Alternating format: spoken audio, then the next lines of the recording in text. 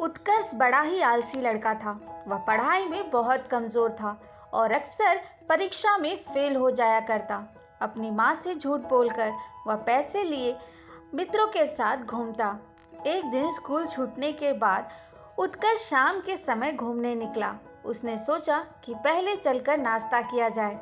वह एक होटल में घुसा। होटल से निकलकर उसकी इच्छा सिनेमा देखने की हुई।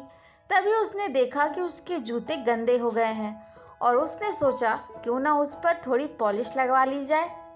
यह सोचकर वह सामने की ओर बढ़ गया। वहीं एक पेड़ के नीचे एक बूढ़ा आदमी मोची का काम कर रहा था। उस समय उसके पास कोई ग्राहक नहीं था। उत्कर्ष ने अपना दाहिना पांव उसके सामने रख दिया और बूढ़े आदमी ने अपनी पॉलिश की डिबिया खोली।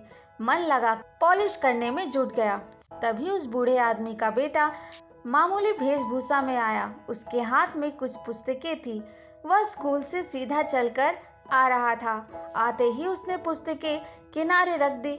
बड़े खुश मन से अपने पिता से बोला, बापू अब तुम उठो, दिन भर काम करते करते तुम थक गए होंगे, जरा आराम कर लो, सर के जूते मैं चमका देता हूँ।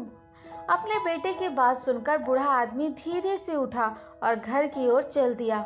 यह सब देखकर तो उत्कर्ष अचरज में पड़ गया। उसने पूछा, क्यों भाई, क्या तुम कहीं नौकरी करते हो? जी नहीं, मैं पढ़ता हूँ, बूढ़े आदमी के बेटे ने कहा।